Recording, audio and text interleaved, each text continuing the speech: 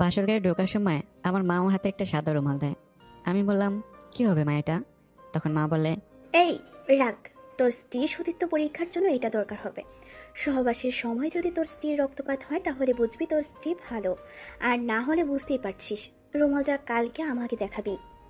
আমি তখন অবাক হয়ে বললাম, ছি ছি, লজ্জা করে না মা ছেলের সাথে এসব কথা বলতে? আর সব থেকে বড় কথা হলো, এসব কুসংস্কার আগের কালের মানুষগুলো বিশ্বাস করতো, এগুলোর প্রতি বিশ্বাস আরও। মা তখন বলে, তুই কি আমার থেকে বেশি জানিস? হ্যাঁ মা, আমি অবশ্যই বেশি জানি তোমার থেকে। আর আমি একজন ডাক্তার, তোমার থেকে বেশি আমি ভালো করে জানি মা। বেশি কথা না বলে যা বলছি তাই কর। আমি তোর সন্তান না, তুই আমার সন্তান।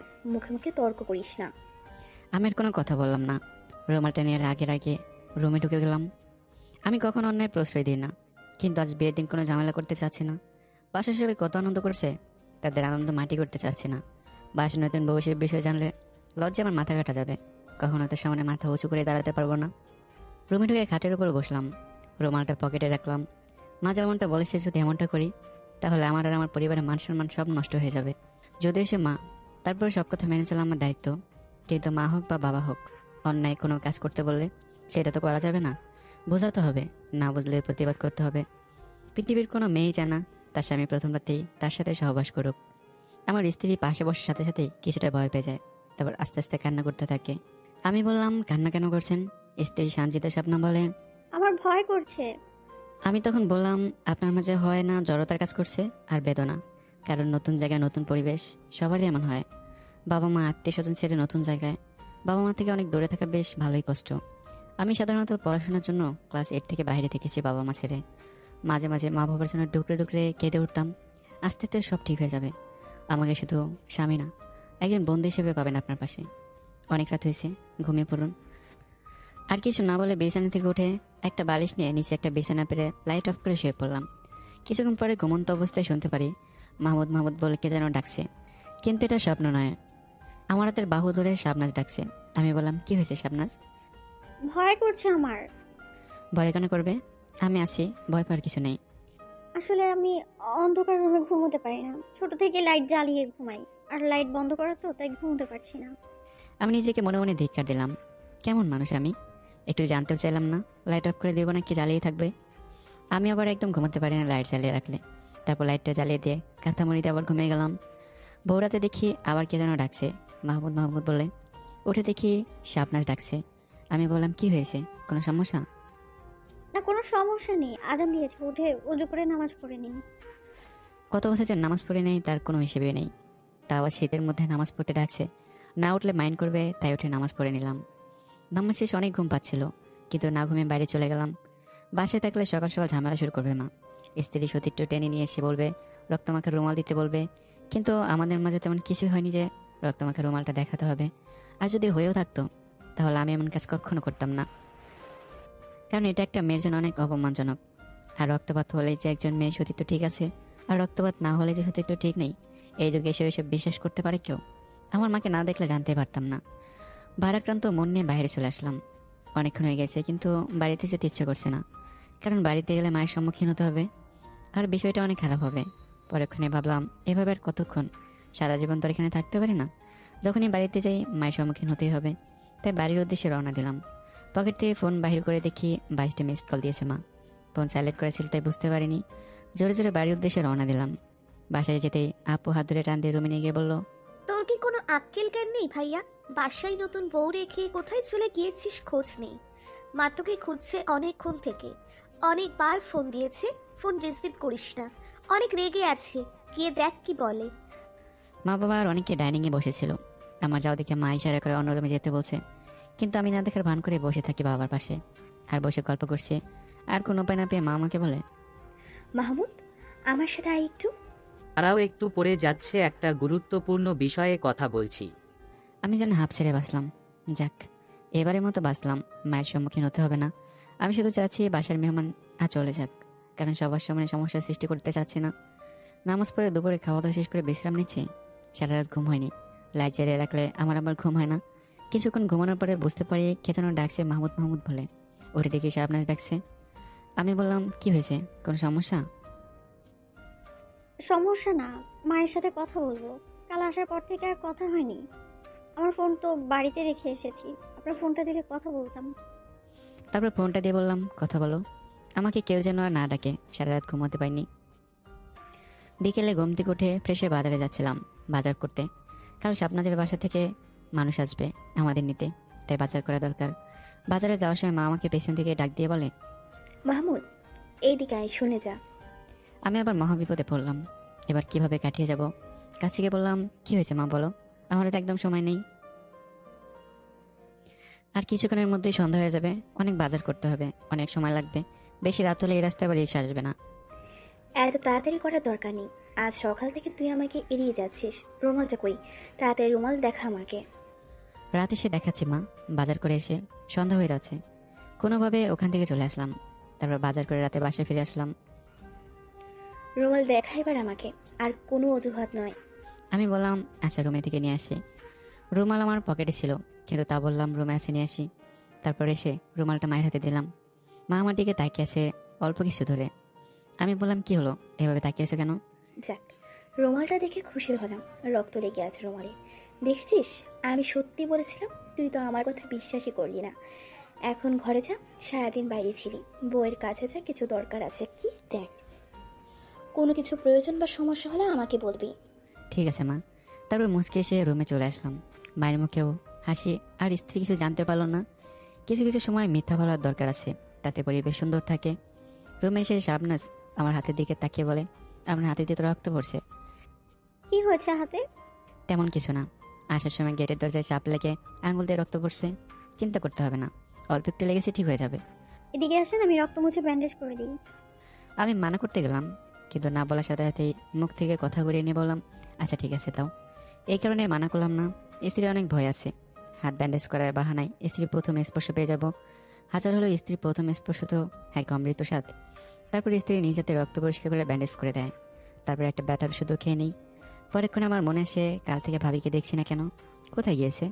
আমার এখন একটা কথা মনে আছে, ভাইয়ার বিয়ের কয়েক সপ্তাহ পরে ছোট বোনের এসএসসি পরীক্ষার কি চেয়েছিল ভাইয়ের কাছে, কিন্তু ভাবি দিতে চেয়েছিল না। ভাবি বলেছিল, টাকা নেই এখন দেওয়ার মতো, এবারের মতো তোমার বাবার কাছে থেকে নাও, পরের বার থেকে নিও। বোন তখন কান্না করতে করতে আমার কাছে এসে বলেছিল, ভাইয়ার কাছে টাকা চাইলাম রেজিস্ট্রেশন ফি এর, কিন্তু ভাবি দিতে দিল না। আমি বললাম সমস্যা হতেই পারে, সবসময় টাকা থাকে না, বাবার কাছ থেকে চেয়ে নিবি। দরকার হয় পরীক্ষা দিব না, তাও বাবার কাছ থেকে নিব না। বাবাই বলেছেন বড় ভাইয়ার কাছ থেকে নিতে। আমার কাছে তখন টাকা ছিল কিছু, আজ থেকে প্রায় 2 বছর আগে। তখন বেকার ছিলাম আমি, 6 মাসের মতো হয়েছে চাকরি পেয়েছি।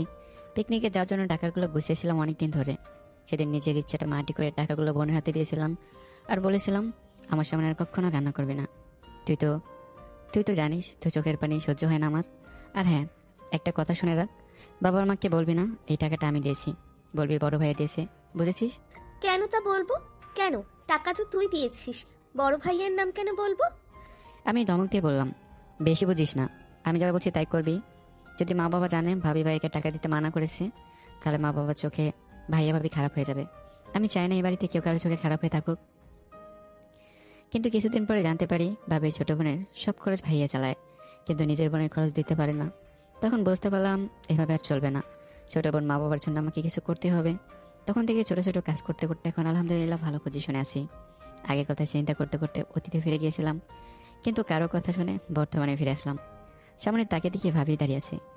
বিনয়ের সাথে বললাম, বসেন ভাবি। খাটের উপর বসে এদিক ওদিক তাকিয়ে দেখে বলে, শাবনাজ কই, দেখছি না কেন মাহমুদ? আছে কোথাও, মনে হয় ছাদে। নতুন জায়গা ভালো লাগছে না, তাই মনে হয় হেঁটে বেড়ায়। নতুন বউ এভাবে না বেরিয়ে রুমে থাকতে বলো। এক্ষুনি এভাবে চলা ঠিক না। নতুন নতুন যদি এভাবে চলে, আর কদিন পরে রাস্তায় হাঁটবে কাউকে না বলে, অল্প একটু চাপে রাখতে হয়।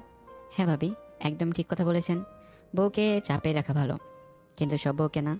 যেসব বউ অন্যের সংসারে আগুন ধরিয়ে দেয়, সেই সব বউদের অন্যের ভালো সহ্য করতে পারে না, তাদেরকে। হক কথা বলেছেন একদম ভাবি। আমার কথার ইঙ্গিত বুঝতে পেরে ভাবি বলে, আচ্ছা ঠিক আছে, থাকো। মাহমুদ ভাই, আমার একটু কাজ আছে, শপিং করতে যেতে হবে। আমি বললাম, কিন্তু ভাবি ভাই তো বাসায় নেই, কার সাথে যাবেন? তোমার ভাইয়া বাসায় নেই তো, তাছাড়া আমার একা শপিং করতে ভালো লাগে। ভাবি রুম থেকে চলে গেল। আমি মিট মিট করে হাসতে থাকি, আর মনে মনে বলি, কি যোগ আইলো, নিজে উপদেশ মানে না, আর অন্যের বউকে কিভাবে কন্ট্রোল করতে হয় শেখাতে আসছে।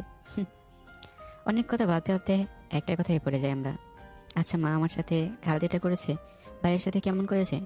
বয়সূতিতে পরীক্ষার জন্য কি সাদা রুমাল দিয়েছিল? যে করে হোক এটা আমাকে জানতে হবে, তবে ভাবির কাছে থেকে না, ভাইয়ের কাছ থেকে জানতে হবে। যদিও ভাই আর আমি একদম বন্ধু সুলভ, সেই ছোট থেকে একসাথে দুজন বড় হয়েছি, এক স্কুল কলেজে পড়েছি। পরে ভাই ইঞ্জিনিয়ারিং পড়াশোনা করে আর আমি মেডিকেলে। বয়সের পার্থক্য মাত্র 2 বছর, কিন্তু তবু এই বিষয় সম্পর্কে জানা কেমন লজ্জাজনক। তাও আজ ভাইকে প্রশ্নটা করতেই হবে। যদি আমার সাথে এমন করেছে মা, ভাইয়ের সাথেও তেমন করে থাকে তাহলে মা দোষী। আর ভাইয়ের সাথে এমন না করে তাহলে এইসবের পিছনে ভাবির হাত। আর যদি এমন হয়ে থাকে তাহলে এর উচিত শিক্ষা আমি দেব। রাতে যখন ভাইয়া বাসায় আসে তখন আমি ভাইকে ছাদে ডাকি। কিছুক্ষণ পর ছাদে আসে ভাইয়া। আমি ইজিলি ভাইকে প্রশ্ন করলাম, আচ্ছা ভাইয়া, নারী সতীত্ব বলতে কি বোঝো তুমি? একটু ভেঙে বল, কি বোঝাতে চাচ্ছিস? আচ্ছা, স্ত্রীর সাথে প্রথম সহবাসের সময় যদি রক্তপাত না হয় তাহলে কি সে মেয়ে চরিত্র খারাপ, আর রক্তপাত হলে চরিত্র ভালো? দূর পাগল, তুই একজন ডাক্তার হয়েও আগের যুগের মানুষের মতো চিন্তা ভাবনা রাখিস কেন? এগুলো কুসংস্কার। আচ্ছা ভাইয়া, তোমার বিয়ের সময় কি মা নারী সতীত্ব নিয়ে কিছু বলেছিল কি, নাকি কোনো প্রমাণ চেয়েছিল? না তো, এমন কিছু বলে নাই বা কোনো প্রমাণ চায়নি। কেন, মা তোকে এই বিষয়ে কিছু বলেছে নাকি? আরে না ভাইয়া, এমন কিছুই না। মা আগের যুগের মানুষ তো, তাই এমন কিছু বলেছে কিনা জানতে চাইলাম। তুমি কিছু মনে করো না আবার। আমার আর বুঝতে বাকি রইল না এইসবের পেছনে মা নেই। ভাবি ভুলভাল বুঝে এসব করিয়েছে মাকে দিয়ে।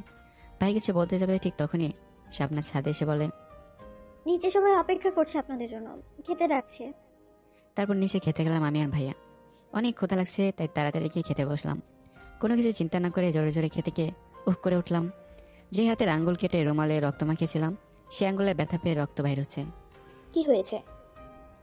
কিছু না, ব্লেডে কেটে গেছে। আর ভাবি আমার দিকে আর চোখে তাকিয়ে আছে। আমি তাকানোর সাথে সাথে চোখ ফিরে নেই। আমি সম্পূর্ণ না হলেও কিছুটা বুঝতে পারলাম। ভাবি তো বুঝতে পেরেছে আমার হাত কাটার কারণ। রুমে আসার সাথে সাথে শাবনাজ বলে উঠল, আপনি সবার সামনে মিথ্যে কথা কেন বলেন মায়ের সাথে? আমি মুখে হাত দিয়ে ভাবতে ভাবতে বললাম, মিথ্যা কখন বললাম আবার মায়ের সাথে? মায়ের সাথে যদি মিথ্যে না বলেন তাহলে নিশ্চয়ই আমার সাথে মিথ্যে বলেছেন। আরে বাবা, আমি কারোর সাথে মিথ্যে বলিনি। কি হয়েছে কোলে বলো তো আমাকে একটু। আমার তো মনে হচ্ছে না মিথ্যে বললাম। সন্ধ্যায় যখন আপনি রুমে আসলেন তখন আপনার আঙুল দিয়ে রক্ত পড়ছিল। আমি জানতে চাইলে বলেন দরজার আঙুল চাপ লেগে কেটে গিয়েছে, আর মায়ের কাছে বলেন ব্লেডে কেটে গিয়েছে। তাহলে তো এটা মিথ্যে কথাই হলো, তাই না? আমি দাঁতের সাথে দাঁত চেপে বললাম, আমি কি মায়ের সাথে প্লেটে কাটার কথা বলেছি? মনে হয় ভুল করেই বলেছি। আচ্ছা বাদ দাও, অনেক রাত হয়েছে, এখন ঘুমাও। কাল সকালে অনেক কাজ আছে। তোমাদের বাসা থেকে মানুষ আসবে আমাদের নিতে। এটা বলে কোনো রকমে কেটে গেলাম। আর এমন ভুল করা যাবে না। এটা বলে এই খাট থেকে বিছানে নিয়ে আরেকটা বালিশ নিয়ে নিচে ঘুমানোর সময় শাবনাজ বলে, আজ থেকে আর নিচে ঘুমাতে হবে না, উপরেই ঘুমাবেন। না থাক, তোমার সমস্যা হবে তো। আমি নিচে থাকছি, আমার কোনো সমস্যা হবে না। শাবনাজ আমার হাত ধরে বলল, আমার সমস্যা হবে না, আপনি তো আমার স্বামী। আমাদের সারা জীবন একসাথেই থাকতে হবে, সব আস্তে আস্তে মানিয়ে নিতে পারবো আমি। আর বাবা মা তো আছে। আমি চুপচাপ বাধ্য ছেলের মতো খাটের উপর উঠে ঘুমিয়ে পড়লাম। এবার লাইটটা অফ করে দিন। থাক, লাইট অফ করছে না। তোমার এতে ঘুমাতে সমস্যা হবে, ভয় পাবে। সমস্যা হবে না, আপনি পাশে থাকলে আমার কিচ্ছু হবে না। আর আপনার লাইট জ্বালিয়ে ঘুমোতে সমস্যা হয় আমি দেখেছি। সারাত মুখের উপর কাঁথা দিয়ে ঘুমিয়েছিলেন লাইট জ্বালানো ছিল বলে। আর কোনো উপায় না পেয়ে আমি বাধ্য ছেলের মতো লাইট অফ করে ঘুমিয়ে গেলাম। কালকের মতো আজকেও নামাজের সময় ডেকে দেয় নামাজ পড়ার জন্য। আর যাই হোক, এমন স্ত্রী পেয়ে অনেক খুশি। এখন থেকে নিয়মিত নামাজ পড়ছি। এমন স্ত্রী সবাই চায়। নামাজ পড়ে আমি ঘুমাচ্ছিলাম আর শাবনাজ কোরআন শরীফ পড়ছিল। কিছুক্ষণ পরে ঘুম থেকে উঠে দেখি সবাই সবার কাজ করছে। আর ফ্রেশ হয়ে ডাইনিংয়ে গেলাম। গিয়ে দেখি মা ভাবি আর শাবনাজ কাজ করছে। আমি আস্তে আস্তে মাকে উদ্দেশ্য করে বললাম, নতুন বৌদি এত কাজ করা এখনই? বাড়িতে গিয়ে কিন্তু মা বাবার কাছে বদনাম করবে। বলবে আমার শাশুড়ি আমাকে দিয়ে অনেক কাজ করাচ্ছে। তোর বউকে মানা করেছি শুনে নেই? বদনাম তোর হবে, আমার না। লোকে বলবে আজ বিয়ে হতে না হতে বউ দিয়ে কাজ করায়। মায়ের কথা শুনে আমি জোরে জোরে হাসতে থাকলাম। আর শাবনাজ কিছুটা লজ্জা পেয়ে কাপড় দিয়ে মুখ ঢেকে রুমে চলে যায়। ভাবি তখন আমাকে উদ্দেশ্য করে বলে, বাসার বউ বাড়িতে কাজ করবে না তো কোথায় কাজ করবে? এভাবে বললে তো আশকার পেয়ে পেয়ে মাথায় উঠে যাবে। আমি আর কিছু বললাম না। কুকুরের লেজ সোজা হবে না, বাঁকাই থেকে যাবে। ভাগ্যিস এখন শাবনাজ এখানে নেই, থাকলে এই কথা শুনে কি মনে করতো।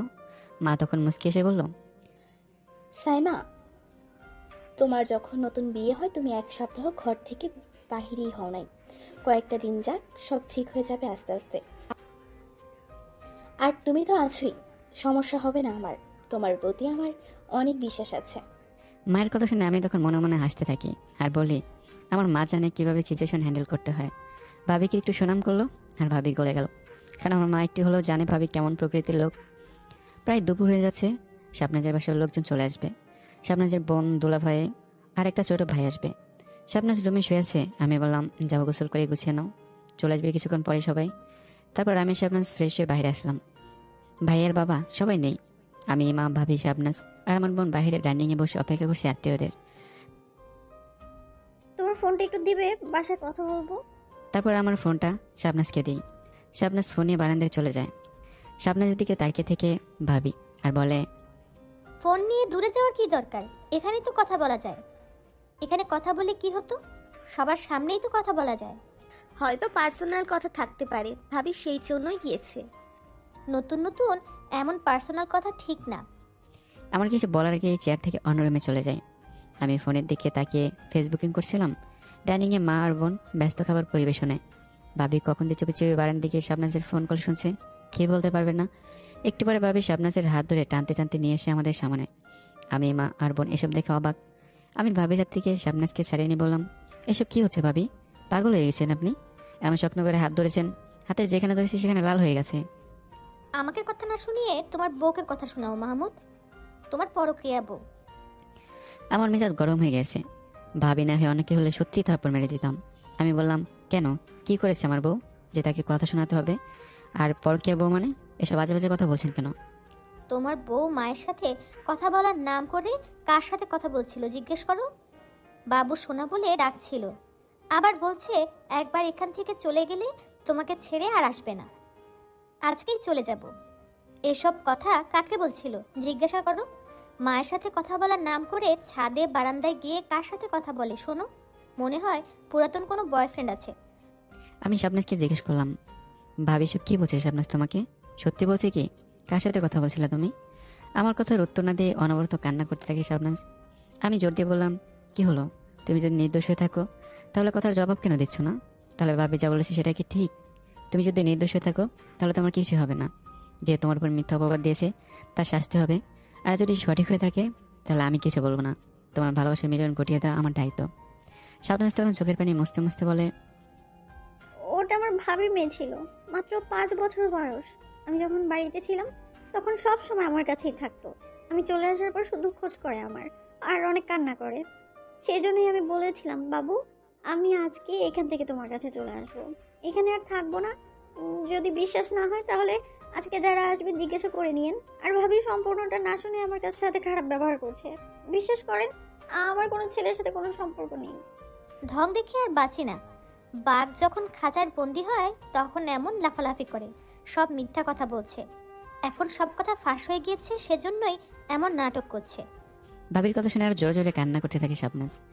তৎক্ষণাৎ আমার মনে পড়ে আমার ফোনে সব কল রেকর্ড হয়। তাহলে এত কথা বলা কি আছে? কল রেকর্ড শুনলেই তো সব সমস্যার সমাধান হয়ে যাবে। আমি তখন বললাম, চিন্তা করার দরকার নেই ভাবি, আমার ফোনে সব কথা রেকর্ড করা থাকে।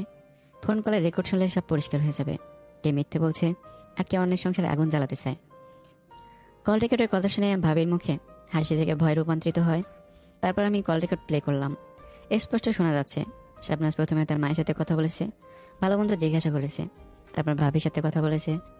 ভাবির সাথে বলে, আপনার মেয়ে কই ভাবি? ভাবি বলে, তোমার জন্য কান্না করতেছে শুধু। শাবনাজ বলে, কই দেখি, আমি একটু কথা বলি। শাবনাজ তখন বলে, বাবু আমি আজকে এখান থেকে তোমার কাছে চলে আসবো, এখানে আর থাকবো না। এটা শোনার পর মাথায় কাজ করছে না আমার। ভাবির দিকে রাগের দৃষ্টিতে তাকিয়ে আছি। কাছে এগিয়ে গিয়ে বললাম, আপনার কুদৃষ্টি আমার পরিবার থেকে সরিয়ে নেন, মানুষের মাঝে মনোমালিন্য সৃষ্টি করা বাদ দেন। শাবনাজ বাসায় আসছে আজ মাত্র 3 দিন হয়েছে। এখনই আপনি শাবনাজের সাথে যা করেছেন না জানি এরপরে আপনি আর কি করবেন। এরপর যদি আমার পরিবারের দিকে কুদৃষ্টি দেন তাহলে আমি আপনার চোখ তুলে নেব। এখন ভাবি বলে কিছু বললাম না, কিন্তু এর পরবর্তীতে আমি আর মানব না, কথাটা মনে রাখবেন। শাবনাজ কান্না করতে করতে রুমে চলে যায়। আমি এখন কি মুখে শাবনাজের সামনে যাব? আমারও দোষ কম না। ভাবির কথায় আমি একটু ধমক দিয়ে কথা বলেছি শাবনাজের সাথে। আমি যদি আবার আমার স্ত্রীকে বিশ্বাস করতে না পারি তাহলে অন্য কেউ কীভাবে করবে? এখন আমি কোনো মতো শাবনাজের সামনে যেতেই পারবো না। তাই ছোট বোন মাহমুদাকে ডেকে বললাম, বোন একটা কাজ করতে পারবে? কি কাজ বল ভাইয়া? আমি বললাম, যা হয়েছে তুই সব তো দেখেছিস, আমিও শাবনাজের সাথে একটু ধমক দিয়ে কথা বলেছি। কান্না করেছে শাবনাজ অনেক। প্লিজ বোন আমার, তুই গিয়ে একটু দেখবি কি করছে। পাশে গিয়ে একটু বস শাবনাজের। এভাবে বলিস কেন তুই? প্লিজ বলার কি আছে?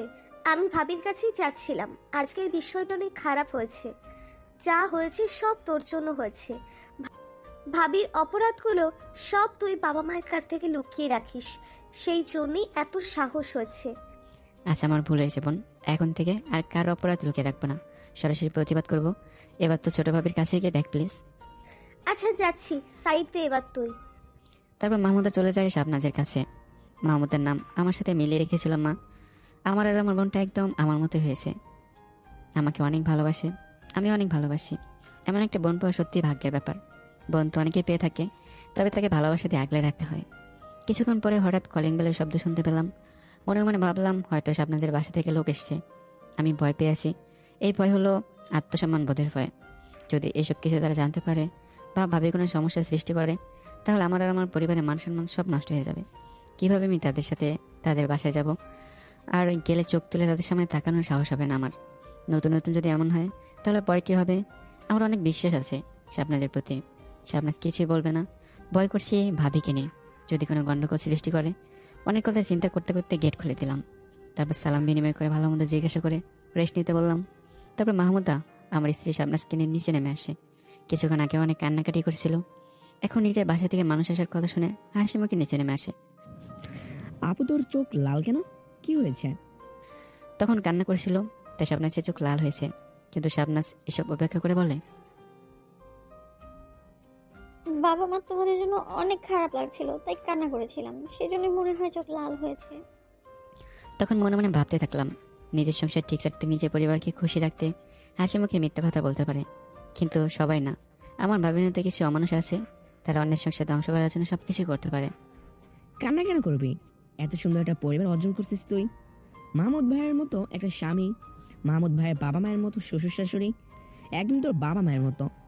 তোকে কোনোদিন কষ্ট পেতে হবে না। আর আমি তো আছি নাকি, মাঝে মাঝে এসে দেখা করে যাব। আর হাসতে হাসতে বলে, যদি বেশি কান্না করিস তাহলে বল দুলাভাইকে সাথে নিয়ে গিয়ে ঘর জামা করে রেখে দিই। বাকি যারা ছিল তারা সবাই হাসতে থাকে। আমি মনে মনে হাসলাম আর ভাবলাম, আর যাই হোক, শাবনাজের ভাই ভালোই বোঝে, সব কিছু ঠিকঠাক হ্যান্ডেল করে নিতে পারে। মনে মনে হাসলাম আর বললাম, বুদ্ধিমান একটা শালা পাইছি। ঠিক তখনই, কি দুলাভাই, ঠিক বললাম তো? পারবেন না ঘর জামাই থাকতে? আমিও হাসতে হাসতে বললাম, হ্যাঁ পারবো তো, আরো ভালো হয়ে বসে বসে খেতে পারবো, কোনো কাজই করা লাগবে না। শাবনাজ আমার দিকে তাকিয়ে মিটিমিটি করে হাসছে। আমি সাথে সাথে শাবনাজের দিকে তাকিয়ে চোখ ফিরে নিলাম। সত্যি অনেক লজ্জা পাচ্ছে আমার, শাবনাজের চোখের দিকে তাকিয়ে থাকতে পারছি না। কিছুক্ষণ আগে যা হয়েছে এটা যদি শাবনাজের ভাই জানতো তাহলে পরিস্থিতি এমন হতো না, অন্যরকম হতো। কিন্তু শাবনাজ সবকিছুই ঠিক করে নিয়েছে হাসি মুখে। সবাই খাওয়া দাওয়া শেষে সবাই রেস্ট নিচ্ছে। তখন আমি আস্তে আস্তে শাবনাজের কাছে যাই। বারান্দায় দাঁড়িয়েছে শাবনাজ। লজ্জার দৃষ্টিতে শাবনাজের দিকে তাকিয়ে হাত ধরিয়ে বললাম, প্লিজ আমাকে মাফ করে দাও, অনেক ভুল হয়েছে আমার। আমি তখন সম্পূর্ণ বিশ্বাস করতে পারিনি তোমাকে, আর তোমাকে দমা করে দিয়েছিলাম। আর কখনো এমন হবে না, তুমি যা বলবে আমি তাই করবো। দরকার হয়ে তোমার পা ধরে মাপ চাইবো আমি। এই যে কান ধরে উঠবস করছি, 1 2 3। ঠিক তখনই শাবনাজ আমার হাত ধরে বলে, কি করছো তুমি মাহুদ? থামো তো এবার, পাগল হয়ে গেলে নাকি তুমি? এমন করতে হয় না, তুমি আমার স্বামী, তোমার উপর কেন রাগ করবো বলো? তোমার জায়গায় তুমি ঠিকই ছিলে। আমার খারাপ লাগছে ভাবে আমাকে সন্দেহ করে, আর আমার সাথে এমন করেছে তাই। আরে বাদ দাও তার কথা, এমনিতে মানুষ দোষ খোঁজা তার কাজ। আর এত কিছুর মধ্যে একটা কাজ কিন্তু ভালোই হয়েছে। কি ভালো কাজ হলো আবার? ওই যে তোমার অল্প একটু হলেও লজ্জা ভেঙে দিয়েছে, আমাকে তুমি করে বলছো এখন, আর আমার হাতও ধরে আছো। সারা জীবন এভাবেই থাকবে? আমার কথা শুনে কিছুটা লজ্জা পেয়ে আমার হাত ছেড়ে দৌড়ে চলে যায় আর বলে, আমি মাহমুদের কাছে যাচ্ছি। এখন যাওয়ার সময় হয়েছে, সবকিছু গুছিয়ে নিয়েছি। যাওয়ার সময় আমি শাবনাজ সবার থেকে বিদায় নিচ্ছি, কিন্তু মাকে অন্যরকম লাগছে। আমার সাথে শাবনাজের সাথে ভালো করে কথা বলছে না, মুখটা কেমন গম্ভীর করে রেখেছে। যাওয়ার সময় মায়ের এমন গম্ভীর মুখ দেখে মনটা সত্যি অনেক খারাপ লাগছে। আজ সকাল পর্যন্ত বেশ ভালোই ছিল, কিন্তু হঠাৎ এমন হয়ে যাওয়ার কারণ কি? নিশ্চয়ই ভাবে কোনো কাঠি মেরেছে, বলবার কোনো কিছু বলেছে। আমি বললাম, তুমি মন খারাপ করেছো কেন? আমরা তো সারা জীবনের জন্য চলে যাচ্ছি না, আবার আসবো তো, প্লিজ মন খারাপ করো না। বড় বউ, আমার প্রেশারের ওষুধটা দাও তো, তুমি ছাড়া আমাকে আর এই বাসায় কে খোঁজ খবর নেয়? সবাই তো বাহানার মিথ্যে দিয়ে এই বাসা পুড়িয়ে রেখেছে। কিন্তু আমি মায়ের কথা ঠিক বুঝতে পারলাম না কি বোঝাতে চায়। তারপর তার রুমে চলে যায়। আমার কথার কোনো জবাব না দিই। আমার আর বুঝতে বাকি রইল না নিশ্চয়ই কোনো কাটি মেরেছে আমাদের নামে। তাকে ভাবি বলতেও ঘৃণা করে। বড় ভাবি তখন ভিলেন দৃষ্টিতে আমার দিকে তাকিয়ে হাসছে, মনে হচ্ছে শয়তান আসছে। মাহমুদাকে আড়ালে ডেকে বললাম, মায়ের কি হয়েছে রে, এমন গম্ভীর মুখ করে আছে কেন? আজ সকালে তো মায়ের সাথে হেসে হেসে কথা বললাম, কিন্তু এখন এমন করে আছে কেন? আমি জানি না ভাইয়া কি হয়েছে। দেখ বড় ভাবি আবার তাল মেরেছে। তোদের নামে বানিয়ে বানিয়ে কি সব মিথ্যে কথা বলেছে মনে হয়। আর কোনো উপায় না পেয়ে আমি মন খারাপ করে চলে আসলাম। 2 ঘন্টা জার্নির পথ, বেশ ক্লান্ত লাগছে। স্বপ্নাজের বাসায় এসে সবার সাথে ভালো মতো কথা বলে রুমে আসলাম। তারপর ফ্রেশ হয়ে একটা ঘুম দিলাম। শাবনাজেরটাকে ঘুম ভাঙলো। ঘুম থেকে ফ্রেশ হয়ে বসে থাকলাম। তারপর শাবনাজ বলল, আচ্ছা, তোমার বড় ভাবি এমন কেন? কেমন? সকালে রান্না করার পর আমার সাথে কত সুন্দর করে কথা বললো, অনেক কিছু জানতে চাইলো, অনেক মিষ্টি সুরে কথা বললো, কিন্তু দুপুরে আমার সাথে কত খারাপ ব্যবহার করলো, আমাকে একটা থাপ্পড় মেরেছে। তোমাকে থাপ্পড় মেরেছে? তখন আমাকে বলে না কেন? এত বড় সত্যি তুমি আমার ঠিক কিভাবে লুকালে? আমাদের বাসায় থাকতে শুধু একবার বলতে পারতে, তাহলে আমি বয়সত মহিলার উচিত শিক্ষা দিতাম। জীবনে আর কখনো কারো গায়ে হাত তুলতো না। গায়ে হাত তোলার আগে 10 বার চিন্তা করবে। না বলেই ভালো করেছি। আমি চাই না কোনো ঝামেলা হোক। একটা বিষয় চিন্তা করো মাহমুদ, আমি যদি তখন তোমাকে বলতাম তাহলে তুমি রাগের মাথায় কি করতে তা তো বলাই যায় না। তোমার রাগান্বিত অবস্থায় আরো রাগিয়ে দিতে চাইনি আমি। আর আমার বাসা থেকেও মানুষ আসছিল, এসে যদি তারা এসব দেখতো তাহলে তো পরিস্থিতি আরো খারাপ হয়ে যেত, তাই না? তাই বলিনি। আমি তোমার শাবনাজের হাত ধরে বললাম, আচ্ছা তুমি এত ভালো কেন? নিজেরটা না ভেবে সবসময় অনেকটা ভালো দেখো। আর ঠিকই করেছো তখন না বলে। যদি বলতে আমি নিজেও জানতাম না আমি কি করতাম। সবকিছু অন্যরকম যেত, পরিস্থিতি এমন না হয়ে অন্যরকমও হতো। সত্যি আমি অনেক ভাগ্যবান তোমার মতো স্ত্রী পেয়ে। আর প্লিজ এসব নিয়ে মন খারাপ করবে না শাবনাজ। মাহমুদ, মন খারাপ করিনি, তুমি পাশে থাকলেই হবে। আর মাহমুদা তো আছেই, বাবা মাও আছে। একজনের জন্য সবাইকে দোষারোপ করতে পারি না আমি। তুমি এসব ভুলে যাও মাহমুদ। ওয়েট ওয়েট, তুমি বললে সকালে রান্নার পরে তোমার সাথে মিষ্টি মিষ্টি কথা বলেছে, এটা কি সঠিক? হ্যাঁ সত্যি। তো মিষ্টি মিষ্টি কথা কি বলেছে শুনি? আমার জানার মধ্যে কোনো স্বার্থ ছাড়া সে তোমার সাথে মিষ্টি মিষ্টি কথা বলবে না। জরুর জরুর ডাল মে কুছ কালা হে। যা যা বলেছে সব আমাকে বলো, কিছু বাদ দিলে বলবে না। আমাদের বিয়ের রাতের কথা বলছে। আমার কোনো সমস্যা হচ্ছে কি, আমি তোমার সাথে মানিয়ে নিতে পেরেছি কিনা, বিয়ের রাতে আমরা কি করে কাটালাম সময়, এগুলো। তো কি বলে তুমি? কি আর বলবো, যা যা সত্যি সবই বলেছি। কি মানে যা যা হয়েছে সব বলে দিয়েছো? বিয়ের দিন রাতে তুমি খাটের উপর ছিলে, আমি নিচে ছিলাম, এটা বলে দিয়েছো কি? আর তুমি কেন তার সাথে এসব বলতে গেলে? আমাদের মাঝে যা হবে আর বলবে না, অন্তত ভাবির সাথে না। বয়জাত মহিলা, তার কাজ শুধু ঠক লাগানো। হ্যাঁ এটাও বলে দিয়েছি। আমি কি জানতাম নাকি তোমার ভাবিটা এমন? তখন তো বেশ ভালোই মিষ্টি ব্যবহার করেছিল। আমি তো তাকে নিজের বোন মনে করেছিলাম, কিন্তু সে আমার সাথে এমন করবে আমি তো ভাবতেই পারিনি। তুমি যখন বলছো তাহলে আর বলবো না। আর কিছু বলেছি কি ভাবি তোমার সাথে? একটু মনে করার চেষ্টা করো। না, আর কিছু বলিনি। আমি তখন হাফ ছেড়ে বাঁচলাম। সতীর্থ পরীক্ষার জন্য ভাবির কথা শুনে আমার একটা সাদা রুমাল দিয়েছিল, সেটা বলেনি। বললে আমি শাবনাজের কাছে মুখই দেখাতে পারতাম না, মাকেও খারাপ ভাবতো শাবনাজ। তবে আমি একটা মেয়ে, তুমি তো আর সবসময় বাসা থাকো না, তাই না? আর একটা মেয়ের সমস্যা একটা মেয়েই ভালো বুঝতে পারবে। নিজে নিজে সবকিছু তো সমাধান করা যায় না, অন্য একটা মেয়ের সাথে কথা বলতে হয়। সেজন্যই আমি ভাবির সাথে বন্ধুত্ব করতে চেয়েছিলাম। চিন্তা করতে হবে না, তোমার যা সমস্যা আমার বোন মাহমুদের সাথে বলবে, দেখবে তোমাকে একদম নিজের বোনের মতো দেখবে। তার সাথে তোমার সম্পর্ক ননদ ভাবির হবে না, 2 বোন আর বেস্ট ফ্রেন্ডের মতো সম্পর্ক হবে। এখন থেকে মাহমুদ আমার বোন আর বেস্ট ফ্রেন্ড। আমি সব সময় ওকে বোনের চোখে দেখবো। আচ্ছা, তোমার নাম মাহমুদ আর তোমার বোনের নাম মাহমুদা, নামের এত মিল কে রেখেছিল? নাম আমার মা রেখেছিল মিল করে, মাহমুদা। আর আমার মধ্যে বিশেষ একটা মিল ছিল, দুজনের ঘাড়ের পেছনে 2টা করে তিল আছে। আর দুজন অনেক বদ মেজাজি ছিলাম ছোট থাকতে, সেই জন্য মা দুজনের নাম মিল করে রাখছিল। মাহমুদের নাম আগে সুমাইয়া ছিল, তারপরে পরিবর্তন করে মাহমুদা রাখা হয় ছোট থাকতেই। সেজন্য দুজনের এত মনের মিল, আর দুজনের ব্যবহারও এত সুন্দর। সত্যি অনেক ভালো মনের মানুষ আপনি আর মাহমুদা। আমি তখন শাবনাজকে কাছে টেনে বললাম, আচ্ছা তুমি কি পরিবর্তন হবে না? কেন? আমি আবার কি করলাম? এই যে বিয়ের এতদিন হলো, এখন আপনি করে বলে যাচ্ছ। তুমি কবে থেকে বলবে? যদি তুমি করে না বলি তাহলে কি আমায় ভালোবাসবে না? না, বাসবো না। অন্য মেয়ের সাথে ভেগে যাব। যে মেয়ে তুমি করে বলতে পারে না, তারপর দুজনে অনেক প্রেম করব, আর না হয় দুজনে বিয়ে করব, ভালো হবে না? শাবনাজ তখন ছোট বাচ্চাদের মতো কান্না করে দেয়। চোখ দিয়ে টলমল করে পানি পড়ছে। আমি হাত দিয়ে চোখের পানি মুছে দিতে দিতে বললাম, কি হলো, এমন করে কান্না করো কেন? মনে হচ্ছে একটা ছোট্ট বাচ্চা কান্না করছে। নতুন বিয়ে হয়েছে আমাদের, আমাকে একটু সুযোগ না দিয়ে বলছেন যে আর একটা বিয়ে করবেন? মুখের কথা শেষ না করতে আবার ছোট বাচ্চাদের মতো কান্না শুরু করে দেয়। আমি তখন আস্তে আস্তে বললাম, হায় রে, কোন পাগলি আমার কপালে দিছে, হাল্লা গো। পাগলি তো দেখি কোনটা ফান আর কোনটা সিরিয়াস সেটাই বোঝে না। মনে হচ্ছে একদম অবুঝ শিশু। মিষ্টি সুরে ধমক দিয়ে বললাম, এভাবে কেউ কান্না করে পাগলি আমার? আমি তো তোমাকে ফান করে বললাম, আর তুমি সত্যি মনে করে কান্না করে দিলে। এখন যদি কেউ দেখে যে তুমি কান্না করছো, তাহলে তো সবাই বুঝবে আমি সত্যি সত্যি আরেকটা বিয়ে করে আনছি। অবুঝ বাচ্চা বউ আমার। শাবনাজ তখন চোখের পানি মুছতে মুছতে বলে, আমি মোটেও বাচ্চা মেয়ে না, আমি অনেক বড়, অনার্স ফাইনাল ইয়ারে পড়ি, সব বুঝি আমি। আমি তখন এসে বললাম, হো আচ্ছা, সব বুঝো, তাহলে এটা কেন বুঝলে না? আমি এমনিতে ফান করছিলাম, সত্যি বলছি না।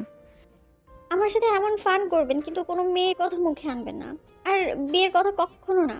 যদিও ইসলামের নিয়ম আছে প্রথম স্ত্রীর অনুমতি নিয়ে দ্বিতীয় বিয়ে করা যাবে, কিন্তু আমি আপনাকে অনুমতি দিব না। আমি একাই সব করব, আপনার জন্য আমি সব কিছু করতে পারবো। আমার একা কাজ করতে কোনো সমস্যা হবে না। আমার সংসারের ভাগ আমি কাউকে দিতে পারবো না। আমি আপনার প্রথম আর শেষ স্ত্রী হব। তুমি আমার প্রথম আর শেষ স্বামী। সারা জীবন একা পার করে দেব, কিন্তু আমার অধিকার আমি কাউকে দিব না। শাবনাজের কথা শুনে আমি এখন কান্না করছি আর ভাবছি, একজন শিক্ষিত মেয়ের মুখে এসব কথা শোনা সত্যি অনেক ভাগ্যের ব্যাপার। খুব কম ছেলে এমন ভাগ্যবান হয়ে থাকে। শাবনাজের ভালোবাসায় আমার চোখ টপ টপ করে পানি পড়ছে। আমার কান্না দেখে শাবনাজ বলে, এখন আপনি কেন কান্না করছেন ছোট বাচ্চাদের মতো করে? তোমার কথা শুনে কান্না করছি। এত তাড়াতাড়ি এতটা ভালোবেসে ফেলবে আমাকে আমি ভাবতে পারিনি। ধুর, আপনিও না একটা বাচ্চা জামাই। কোনটা ফান আর কোনটা সিরিয়াস এটাও বুঝেন না। তোমার মন রাখার জন্য আমি ফান করে বললাম। আমি তখন শাবনাজের হাত ধরে বললাম, আমি তো তোমাকে অবশ্য শিশু মনে করেছিলাম, এখন তো দেখি তুমি ডায়লগ আমার উপরেই ঝাড়ছো। এখন হাতটা ছাড়েন, কেউ দেখে ফেলবে তো। দরজা দেয়া নেই, কেউ এসে দেখলে লজ্জা পাবো তো আমি অনেক। আমি তখন আরো কাছে টেনে বললাম, থামো তো, এটা কি শুরু করলা এবার? এটা কি শুরু করলা? একবার তুমি করে বলো, আরেকবার আপনি করে বলো। এভাবে কেউ কথা বলে? শুধু তুমি করে বলবে, আপনি বলতে পারবেন না। না হলে আজ এভাবেই থাকবে, আমি ছাড়তে পারবো না। যে দেখে দেখুক, তাতে আমার কিচ্ছু যায় আসে না। মাহমুদ ছাড়ো তো, এখনই খাওয়ার জন্য ডাকতে আসবে আমাদের। এসে আমাদের দুজনকে এমন দেখলে লজ্জা লাগবে আমার অনেক। তোমার কি লাগবে না বলো? না, আমার লাগবে না, যে আসে আসুক। আমি অন্য কি কারো বকে জড়িয়ে ধরেছি নাকি? আমার নিজের বকে জড়িয়ে ধরেছি। মুখের কথা মুখে আসে, তখনই কারো আসা শব্দ শুনতে পেলাম। শাবনাজের ভাবি আসছে, নিচে খাওয়ার জন্য ডাকছে, কিন্তু আমি ওভাবেই ধরে আছি। আর শাবনাজ নিজেকে ছাড়ানোর জন্য আপ্রাণ চেষ্টা করছে, আমার সাথে বেড়ে উঠছে না। আমি ওভাবেই ধরে আছি। আমি হয়তো ভাবছিলাম ভাবি রুমে আসবে না, ডেকে চলে যাবে, কিন্তু বলা নেই ক নেই, ভাবি হুট করে রুমে ঢুকে গেছে। আর আমি সাথে সাথে শাবনাজকে ছেড়ে দিয়েছি। শাবনাজকে এভাবে ধরে থাকা দেখে ভাবি লজ্জা পেয়ে চলে যায়। আমি আর শাবনাজ লজ্জা পেয়ে দূরে সরে যাই। শাবনাজ আমার দিকে তাকিয়ে আছে। দেখলেন তো কি হলো? আমি আপনাকে আগেই বলেছিলাম কেউ চলে আসবে, ছাড়েন, কিন্তু শুনলেনই না। হিরোর মতো ধরে রেখেছেন আমাকে। আপনার তো আর লজ্জা করে না। কিন্তু এখন আমি ভাবির সামনে কিভাবে যাব? ভাবি দেখে ফেলেছে। এখন নিচে গেলেই ভাবির সাথে দেখা হবে। আমি যাব না খাইতে, আপনি গিয়ে খেয়ে আসেন। যাবে না মানে? সারা রাত কি না খেয়ে থাকবে তুমি? খাইতাম না আমি, তুমি গিয়ে খাও।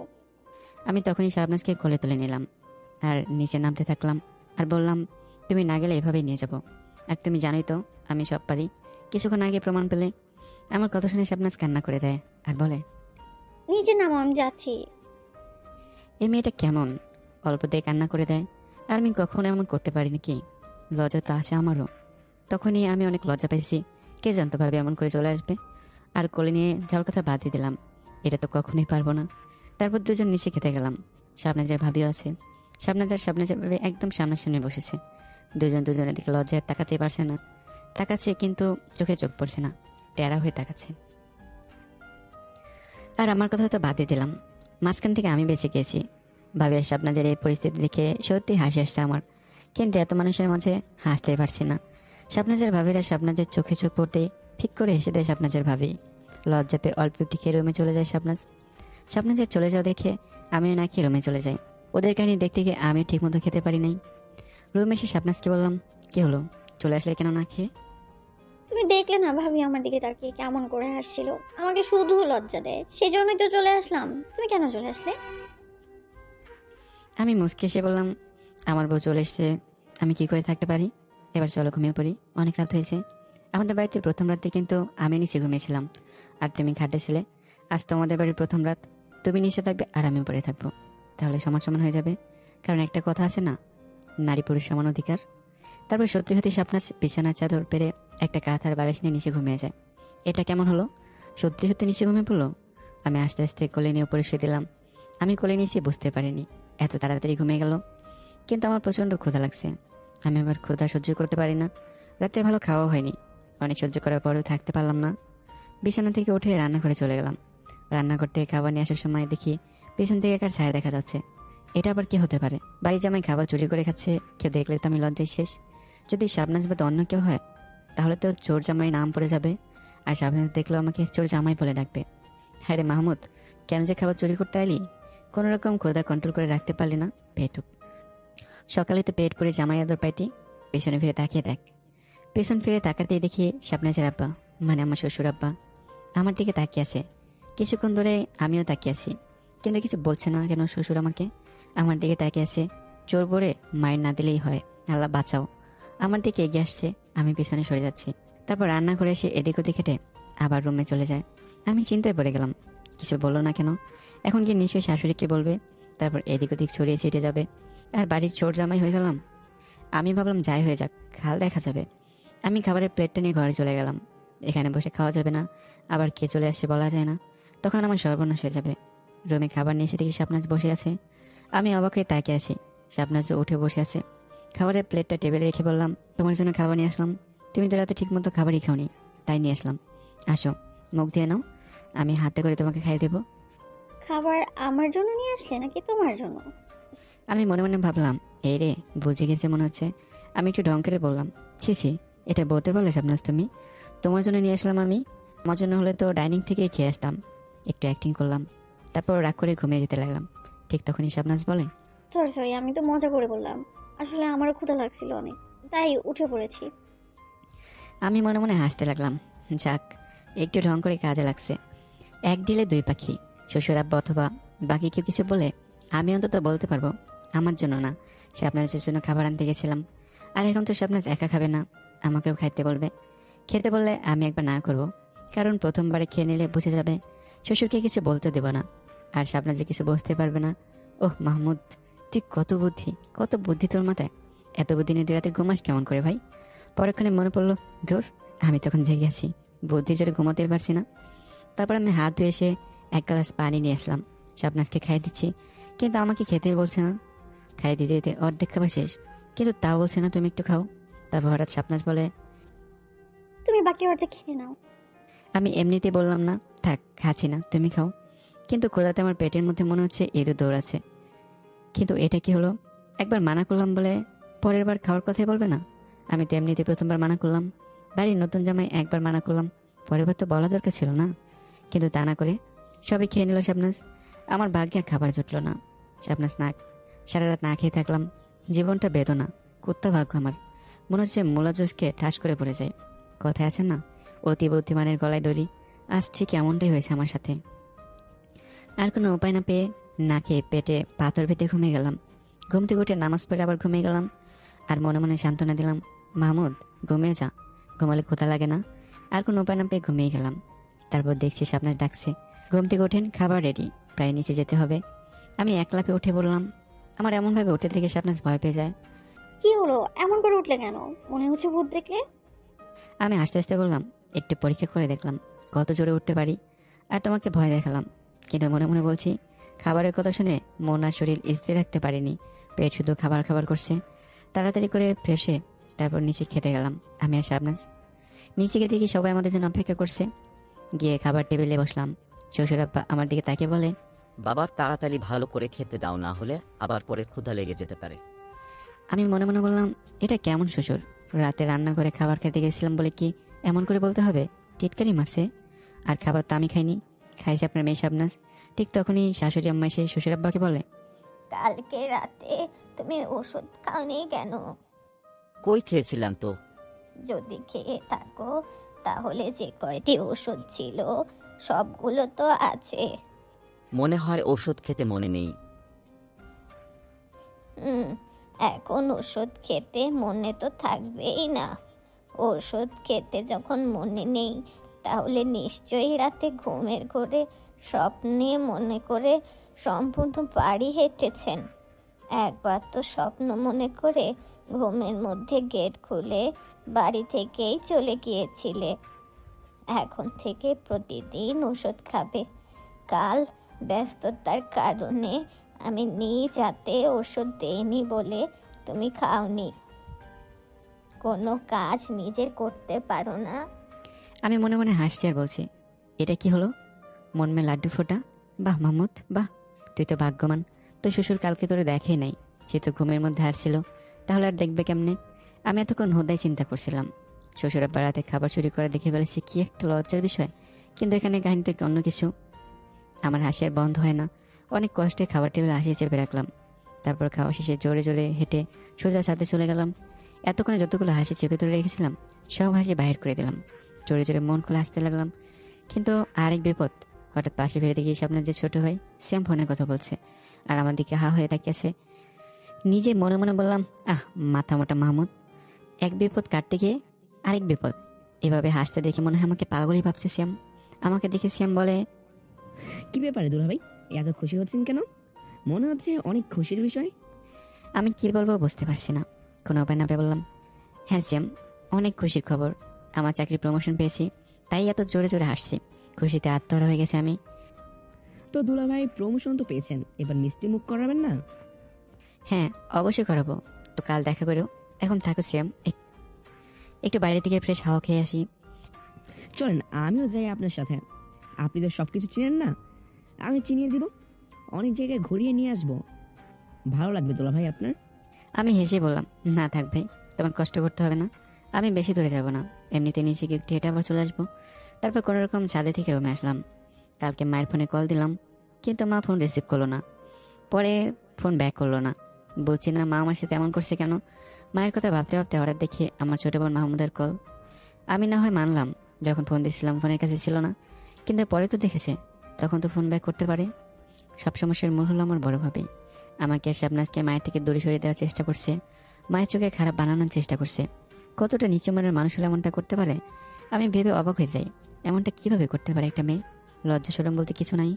এইসব কথা ভাবতে ভাবতে হঠাৎ দেখে আমার ছোট বোন মাহমুদের কল এসেছে। আমি তাড়াতাড়ি করে রিসিভ করলাম। ফোন রিসিভ করার সাথে সাথে বলে, এতক্ষণ কোথায় ছিলি তুই? সেই কখন থেকে ফোন দিয়ে যাচ্ছি তোকে, কিন্তু ফোন রিসিভ করিস না কেন? ফোনের কাছে আমি ছিলাম না বোন, একটু খাওয়া দাওয়া করে ছাদে গিয়েছিলাম, তখন মনে হয় তুই ফোন দিয়েছিলি।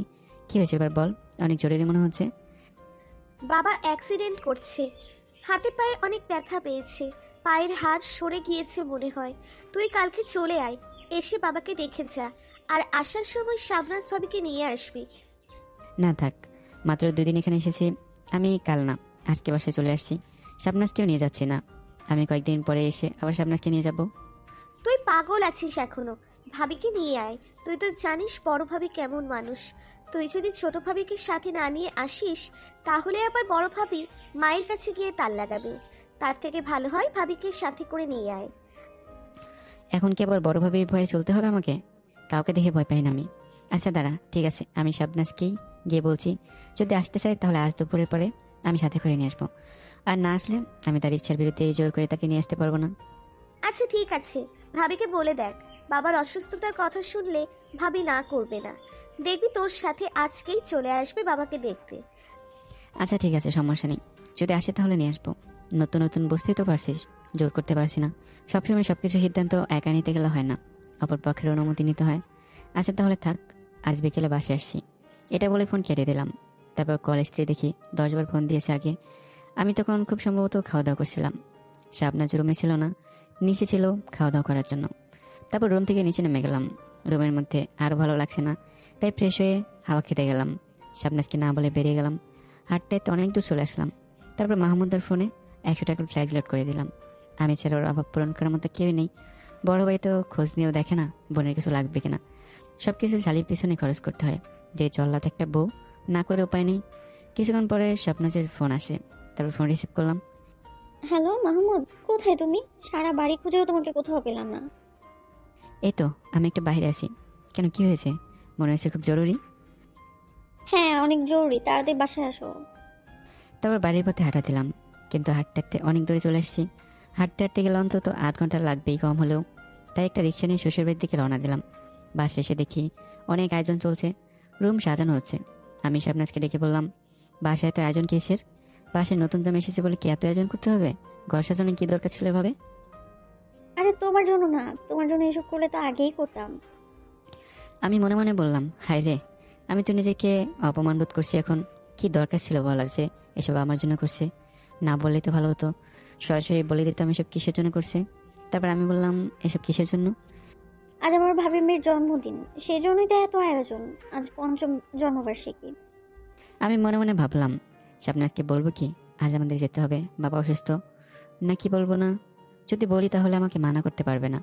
কিন্তু বাসে এত বড় আয়োজন, এই বিপদের সময় আমি আর ওকে নিয়ে যেতে চাচ্ছি না। আমি ভাবলাম তাও একবার অন্যভাবে বলে দেখি, যেতে পারবে কি? এই আয়োজনে আমাদের বাড়িতে যেতে পারবে কি? আমি ঘুরিয়ে বললাম, আর এসব আয়োজন বাদ দাও তো, চলো আজ রাতে আমরা দুজন অন্য কোথাও থেকে ঘুরে আসি। পাগল হয়েছে তুমি মাহমুদ? ভাবি মেয়ে কান্না করবে আমি না থাকলে। তোমাদের বাড়িতে ছিলাম, আমি অনেক কান্না করেছে, সেজন্য আমাকে ছাড়া একদম থাকতে চায় না। আর সব আয়োজন আমাকে নিজ হাতেই করতে হবে। আজ না প্লিজ, অন্য কোনো দিন যাবো। আজ আমি কোথাও যেতে পারবো না এসব রেখে। আমি মনে মনে ভাবলাম, থাক তাহলে, আর জোর করছি না, আমার কথা ফেলতে পারবে না। কিন্তু এভাবে আমি তার মনের বিরুদ্ধে কিছু করতেও পারি না। এখন যদি বাবার অ্যাক্সিডেন্টের কথা বলি, তাহলে আমার সাথে চলে যাবে এই আয়োজন ফেলে, আর মনও খারাপ হবে। এখান থেকে চলে গেলে আর শাবনাজের বোনের মেয়েও কান্না করবে। সব মিলে এত সুন্দর একটা আয়োজন নষ্ট হয়ে যাবে। আবার যদি শাবনাজকে না বলি, তাহলে পরে জানতে পারলে রাগ করবে আমার উপর। আবার না নিয়ে গেলে ওইদিকে ভাবি আছে, মায়ের সাথে গিয়ে কাটি মারবে। এমনিতে আমার আর শাবনাজের উপর রেগে আছে মা। তবে আমার কাছে যেটা সঠিক মনে হবে আমি সেটাই করব। সঠিক বল বিচারের সময় কে বউ কে মা আর কিভাবে সেটা দেখতে গেলে চলবে না। আমি সব কিছু মাথা থেকে ঝেড়ে ফেললাম। যা হয় হবে, আমি একাই যাব, শাবনাজকে কিছুই বলবো না। আমি তাকে এসব সমস্যার মধ্যে নিতে চাই না। আর বাকি রইল মার ভাবির কথা, তারা যা মনে করে করুক, যা বলে বলুক, আমি একাই বাড়িতে যাবো আজকে। দুপুরে খাওয়া দাওয়া করে রুমে এসে শাবনাজকে বললাম, আমাকে আজ একটু বাড়িতে যেতে হবে, পরশুদিন আবার চলে আসবো। কি বলছো মাহমুদ এসব তুমি? মাত্র 2-3 দিন হলো আমরা এখানে এসেছি, আর আজকে চলে যাবে তুমি? 1 সপ্তাহ থেকে তারপর যাবে। তারপর এখানে তেমন আসবে না তুমি, আমারও আসা হবে না, নিজের সংসারে ব্যস্ত থাকবো। আমি শাবনাজের গালে হাত দিয়ে বললাম, চিন্তা করো না, তোমার স্বামী হারিয়ে যাচ্ছে না। পরশুদিন আবার তোমার স্বামী তোমার কাছে ঠিক মতো ফিরে আসবে।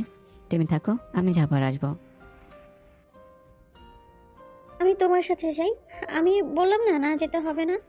তুমি এখানে জন্মদিন উদযাপন করো, তোমাকে যেতে হবে না। বাবা একটু জরুরি ডেকেছে, তারপর তোমার স্বামী তোমার বউকে ফিরে আসবে। শাবনাজকে অনেক বুঝে, ওর পরিবারকে বুঝে একরকম মন খারাপ করে বাড়ির দিকে রওনা দিলাম আমি। 2 ঘন্টা জার্নির পরে আমি বাড়িতে পৌঁছে কলিং বেল বাজালাম।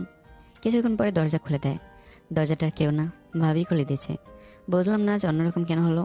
ভাবি আজ প্রায় 2 বছর আমাদের এখানে আছে, কোনোদিনই দেখলাম না গেট খুলে দিতে। আজ হঠাৎ গেট খুলে দিয়েছে, বুঝলাম না। দরজায় দাঁড়িয়ে আমার পিছনে কে যেন খুঁজছে টেরা চোখে। আমি বললাম, এভাবে চোরের মতো করে কি করছেন বাহিরে? কিছু না, এমনিতেই দেখলাম। আর কেউ এসেছে কি তোমার সাথে? আর আমি চোরের মতো কই খুঁজছি? এখন আমাকে চোর বলার মানে কি? আমাকে দেখে কি চোর মনে হয়? কিছু না ভাবি, এমনিতে বললাম। আমি মনে মনে বললাম, আমি তো ভালোই বুঝতে পারছি কি হয়েছে ভাবি। আর কিছু খুঁজছেন চোরের মতো করে? সামনে আজকে খুঁজছেন আপনি? তারপর মুসকে এসে চলে আসলাম। তারপর সরাসরি আব্বু রুমে চলে আসলাম। রুমে এসে দেখি আব্বু নেই, মার মাহমুদে বসে আছে। আমি বললাম, বাবা কোথায় আছে? রুমে দেখছি না কেন? বাবা তো অসুস্থ, তাহলে গেল কোথায়? বাবা ওয়াশরুমে আছে। আচ্ছা, তাহলে বাবা আসুক, আমি ততক্ষণে বাবার জন্য অপেক্ষা করি। আরে না না, তুই অনেক পথ জার্নি করে এসেছিস, ফ্রেশ হয়ে তারপর এসে বাবার সাথে দেখা করিস। তারপর রুমে চলে আসলাম আমি। রুমে এসে ফ্রেশ হয়ে নিলাম। তারপর আবার রুমে গেলাম। রুমে গিয়ে দেখি বাবা দিব্যি রুমের মধ্যে হাঁটাচলা করছে। আমি বললাম, এটা কি বাবা? তোমার তো অ্যাক্সিডেন্ট হয়েছিল, পায়ের হাড় সরে গিয়েছিল, এমন হলে তো তুমি হাঁটাচলা করতে পারবে না, কিন্তু এটা কিভাবে সম্ভব? তুমি দিব্যে হাঁটাচলা করছো। আমার দিকে তাকিয়ে হাসতে থাকে বাবা। তখন মার মাহমুদা ঘরে আসলো। আমি মাহমুদকে বললাম, কি রে, কি হয়েছে? আমাকে মিথ্যা কেন বললি? ঠিকই আছে, কোনো অ্যাক্সিডেন্ট হয়নি। তোর জন্য খুশির সংবাদ আছে ভাইয়া। কিসের খুশি সংবাদ আবার? এমনিতে মিথ্যা বলে বাড়িতে নিয়ে আসছিস, আবার এখন মনে হয় আবার মিথ্যা সান্ত্বনা দিচ্ছিস খুশির সংবাদ বলে। 1 সপ্তাহ আগেই তুই একটা চাকরির জন্য ইন্টারভিউ দিয়েছিলি ভাইয়ার অফিসে, মনে আছে? হ্যাঁ মনে আছে। আর কতই তো ইন্টারভিউ দিলাম, শুধু টাকা চায়। কোনো রকম একটা চাকরি পেয়েছিলাম, কেন এটাও রিজেক্ট হয়ে গেছে? আরে না, অ্যাপয়েন্টমেন্ট লেটার দিয়েছে, 1 সপ্তাহ পর থেকে জয়েন করতে বলেছে। তোর নতুন বিয়ে হয়েছে, তাই বড় ভাইয়া কথা বলে 1 সপ্তাহ পরে জয়েন করানোর কথা বলেছে। আর বাবাও অ্যাক্সিডেন্ট করেছিল, তেমন সমস্যা হয়নি, অটোর সাথে ধাক্কা লেগেছিল। ঔষধ খাচ্ছে, ব্যথা অনেকটা কমে গেছে। রাতে সবাই একসাথে খাওয়া দাওয়া করছি, আর বাবা বাইরে গিয়েছে একটু চা খেতে। তখন তোর বড় ভাবি হয়, একটু সম্মান দিয়ে কথা বলিস। চোর বলাটা ঠিক হয়নি তোর। আমি মনে মনে হাসলাম, বাহ, ভাই আসতে নাচতে নালিশ করা হয়ে গিয়েছে। ভাবি সামান্য সামান্য বিষয় নিয়ে বড় বড় রিয়েক্ট করে। আমি আস্তে আস্তে ভাইকে বললাম, আরে আমি তো মজা করে বলছি, বড় ভাবি হয় আমার, আমি একটু ভাবির সাথে মজা করে কথা বলবো না তো কে বলবে? আমি এই বিষয়টা হেসে উড়িয়ে দিলাম। আমি বুঝতে পারছি এসব সামান্য বিষয় নিয়ে আমার আর ভাইয়ের মধ্যে একটা খারাপ সম্পর্ক তৈরি করার চেষ্টা করছে, আমাদের মধ্যে এই সুন্দর সম্পর্ক নষ্ট করতে চাচ্ছে, কিন্তু আমি তা কখনোই হতে দেব না। খাওয়া দাওয়ার মাঝামাঝি অবস্থায় শাবনাজ আসলো না কেন মাহমুদ? আমি জানতাম এই কথাটা বলবে ভাবি। শাবনাজ কেন আসলো না এটা জানতে চাইবে। আমি মুচকি এসে বললাম, শাবনাজের আসার কি দরকার আজকে আবার? এমনিতেই তো 2-3 দিন পরে চলে আসবে। তোমাকে তো বলা হয়েছে বাবা অ্যাক্সিডেন্ট করেছে, তাও কেন আসলো না? বাবার অ্যাক্সিডেন্টের কথা শুনে তো আসা দরকার ছিল। বাবা কেমন আছে সেটা দেখতে শাবনাজের আসা দরকার ছিল। বলা হয়েছিল বাবার পায়ের হাড় সরে গেছে, কিন্তু সেটা তো হয়নি। মিথ্যা বলা হয়েছে আমার সাথে, আমাকে সারপ্রাইজ দেওয়ার জন্য। তখন তো তুমি জানতে না মিথ্যা কথা বলা হচ্ছে। আসলে এমন একটা মেয়ের সাথে বিয়ে দেওয়া হয়েছে যে যার আদব কায়দার কিছু শেখা নেই। এসব মেয়েগুলো কোথা থেকে যে আসে, এসব মেয়েদের কারণে আমাদের মতো মানুষের বদনাম। অনেক হয়েছে ভাবি, আপনার এইসব আজের মার্কের কথা শুনতে শুনতে আমার ধৈর্য পার হয়ে গেছে। আমি আসার সময় দরজা কেন খুলতে গেলেন আগে আগে বলেন তো আমাকে? মাহমুদ, মানুষের মতো করে কথা বল, অমানুষের মতো না। গেট খুলতে গিয়েছে তো এখানে কি অপরাধ হয়েছে? হ্যাঁ, আমি মুচকি এসে বললাম, অপরাধ তো কিছু হয়নি। আজ 2 বছরে তো এর আগে কখনো গেট খুলেন নাই। আর আর গেট খুলে চোরের মতো দেখছিলেন আমার পিছনে শাবনাজ আছে কি। মনে মনে চাচ্ছিলেন শাবনাজ যাতে না আসে, তাহলে বাড়ির সবার সাথে আমাদের নামে গাড়ি মেরে কথা বলার সুযোগ পেয়ে যাবেন। আর এখন বাবার প্রতি দরদ দেখাতে আসছে। মা গালে থাপ্পড় মেরে বলে, তোর বড় ভাবি হয়, এভাবে কথা বলতে লজ্জা করছে না? আর ঠিকই তো বলেছে, শাবনাজের মধ্যে কোনো আদব কায়দা নেই। শ্বশুরের অ্যাক্সিডেন্টের কথা শুনে না এসে কিভাবে থাকতে পারলো? সামান্য বিষয় নিয়ে এমন কেন করছো তোমরা? সবসময় যেটা দেখা যায় সেটা হয় না, আর যেটা দেখা যায় না সেটা হয়। এখন সব কিছু দোষ আমাদের। তোমার বড় ছেলে তার শালীর পেছনে সব কিছু খরচ করে, যখন যা দরকার হয় দেয়, কিন্তু যখন নিজের বোনের বেলায় আসে তখন তোমার বড় ছেলের কাছে একটা টাকাও থাকে না। ফর্ম ফিল আপ না করতে পারলে পরীক্ষা দিতে পারবে না, এটা জেনেও তোমার বড় ছেলের বউ বলে টাকা নেই, এখন দিতে পারবে না। আর সেটা শুনেই তোমার ছেলে নিজের বোনের টাকা দিতে পারে না, কিন্তু তারপরে শাড়ির শপিংয়ের জন্য তো টাকা ঠিকই দিতে পারে। বেকার থেকেও বোনের ফর্ম ফিল আপে টাকা দিতে হয়, কিন্তু তোমাদের চোখে আমার কোনো মূল্য নেই। সব কিছুর মূল্য পাবে বড় ছেলে আর বড় বউ। এটা বলেই উঠে পড়লাম। আমার দিকে ভাইয়া উঠে পড়লো, তারপর আমাকে বলে, আজকের ব্যবহারটা তুই অনেক খারাপ করলি মাহমুদ, বড়দের সম্মান দিতে শিখলি না। বইয়ের কথা শুনলে বইয়ের পিছনে পিছনে চলে যে ছেলেরা নিচে পরিবারকে দোলে ঠেলে দেয়, সে আবার সম্মানের কথা বলে। বিষয় খুব হাস্যকর হয়ে যায়। এসব করে সম্মানের কথা বাদ দিয়ে হাতে চুরি পরে ঘরে বসে থাকো কাপুরুষের মতো। ভাই আমার দিকে এগিয়ে এসে থাপ্পড় মারতে যাবে, ঠিক সেই সময় আমি ভাইয়ের হাত ধরে ধাক্কা দিয়ে রুমে চলে আসলাম। রুমে এসে কিছুক্ষণ শুয়ে থাকলাম মন খারাপ করে। যত সব হয়েছে ভাবির জন্যই। শাবনাজের কথা না তুললে এমনটা হতোই না। ভাবি সবার মাথার উপর দিয়ে বিষ ঢুকিয়ে দিয়েছে, আর সবাই তার কথা মতোই চলছে। সব কিছু মাথা থেকে জেরে ফেলে শাবনাজকে ফোন দিলাম, কিন্তু কয়েকবার দেওয়ার পরে ফোন রিসিভ করছে না। মনে হয় অনুষ্ঠানে আছে। শাবনাজের ফোন কাছে নেই মনে হয়। ছোট বোন দরজার কাছে দাঁড়িয়ে বলে, আসবো ভাইয়া? আমি বুঝতে পারলাম আজকের ঘটনা নিয়ে ভয় পেয়ে আছে। আমি বললাম, চলে আয়। মাহমুদা কান্না করতে করতে বলল, সব দোষ আমার, তুই সত্যিটা বলে দিলি কেন? যেটা করেছি ভেবেচিন্তে করেছি। এমনিতে বাসায় মার ভাবে আমাকে একদম সহ্য করতে পারে না। এর যদি আমি সত্যিটা বলে দিই তাহলে তুইও তাদের চোখে খারাপ হয়ে যাবে। ফ্ল্যাশব্যাক, আজ সকালের ঘটনা। ভাইয়া, আব্বুর কিচ্ছু হয়নি। তুই চাকরির ইন্টারভিউ দিয়েছিলি, সেখান থেকে তোর চাকরিটা হয়ে গিয়েছে, সেজন্য তোকে সারপ্রাইজ দেওয়ার জন্য আব্বা এই নাটকটা সাজিয়েছে। ও আচ্ছা, তাহলে বিষয়, তবে আমি না গেলেও তো চলবে, সমস্যা নেই। না না, আমি ভাইয়া তুই না আসলে বাবা বুঝে যাবে। আমি সব বলে দিয়েছি তোকে। আচ্ছা ঠিক আছে, তবে আমি শাবনাজকে নিয়ে আসছি না। যদি সত্যি সত্যি বাবা অ্যাক্সিডেন্ট করতো তাহলে নিয়ে আসতাম। তারপর আমি মাহমুদের কথা শুনে হাসতে হাসতে বাইরে হাঁটতে গেলাম। আর ভাবলাম বাবা যখন আমার সাথে নাটক করেছে আমি একটু নাটক করি। এটাই ছিল আজ বিকেলের কাহিনী। আর আমি সেই জন্যই শাবনাজকে কিছু বলিনি আর সাথে করেও নিয়ে আসিনি। মাহমুদের সাথে কথা বলে আমি ঘুমিয়ে গেলাম। হঠাৎ শাবনাজের কলে আমার ঘুম ভেঙে যায়। ফোন রিসিভ করে সাথে সাথেই নিচে চিল্লাচিল্লি শব্দ শুনতে পেলাম। তারপর তাড়াতাড়ি করে নিচে গেলাম। পুরো গল্প জুড়ে রক্স টিমের মেম্বাররা আমরা সাথেই ছিলাম। গল্পটি ভালো লাগলে অবশ্যই শেয়ার করে দিবেন।